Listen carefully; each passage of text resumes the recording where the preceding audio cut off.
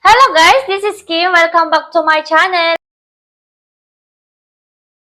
Pag-uusapan po pala natin ngayon ang EAO. Yan po. Kaya po natin yan, ang ibig sabihin po pala niyan is Easy Agent Operation. Sinasabihan ko na po kayo, iwasan nyo po yan. Kapag mayroon pong nag-invite sa inyo na yan, kita nyo na yung mismong application na yan, iwasan nyo na po. Kasi budol po sila. Hindi po sila legit. Kaya ko po nasabi yan kasi naranasan ko. Pero hindi naman po ako nabudol. Kasi kumita naman po ako. So, some of doon sa naging members ang mga nabudol. So, ngayon, para hindi na po mangyari sa inyo, nandito po ako para tulungan po kayo na malaman na hindi po siya legit. Chinat ko pa po noon si Sir Arvin.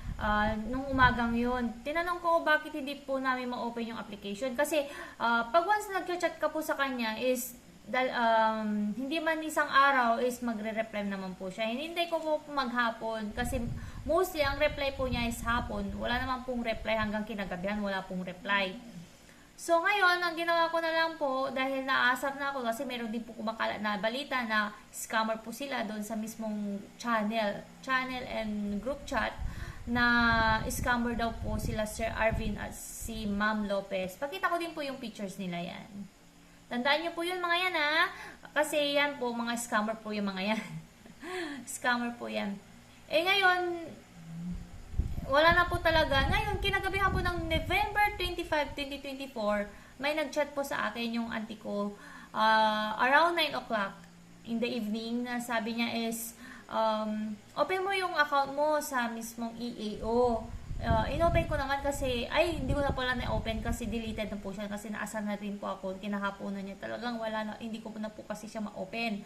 Get certified po kasi yung sinasabi. Yung get certified na sinasabi po dun, once I click mo po yun, kailangan po yung real name and then yung ID number. So, red flag na po yun sa akin. So, ngayon, nung kinagabihan po ng November 25, inopen ko po yung message po ng auntie ko and then sabi ko sa kanya, send nyo sa akin yung link para maka-open ako. Ngayon na-open ko naman po siya. In-open ko yun. Pagka-open ko, sinend yung mismong amount na 200 pesos na naiiwan doon sa profit ko, winidraw ko mismo na nilagay sa through GCash. Ngayon, hinihintay ko ngayon ng successfully transfer ko po sa GCash. Pero ngayon, nung hinintay ko 1 oras, 2 oras, ganun, wala pong nakarating na pera ko doon sa mismong GCash. Hindi naman po ako nabudol kasi kumita naman po ako. Kasi ang worth na kinuha ko lang po is worth of 500 investment. 500 pesos investment lang po yung kinuha ko. So ngayon, unang withdrawal ko po is 400 pesos. Pangalawa pong withdrawal ko is 400 pesos. Yun yung November 22, 2024. Webes po ata yun or Wednesday. Basta yun po. Ngayon, syempre ako, naibalik na po yung 500 pesos ko. So, naging, po nun, yung 300 pesos po yung naging tubo ko. Syempre, sayang din yung 200 pesos, baka sakali makuha ko pa. So, yun, kinukuha ko wala po talaga, wala pong pumasok na GCash. Wala pong pumasok na pera sa GCash ko, yun.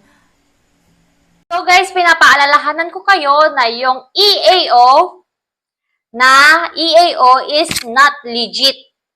That is budol. Scammer po sila. So wag na wag po kayo, tanggihan nyo po sila. Tanggihan nyo po. So yun lang po may sasuggest ko, may advice ko po sa inyo kasi alam ko yung hirap po ng kumita ng pera. Kaya, nandito po ako ngayon para tulungan po kayo na malaman na hindi po talaga sila legit. So, dito na po tayo magtatapos. Thank you for watching!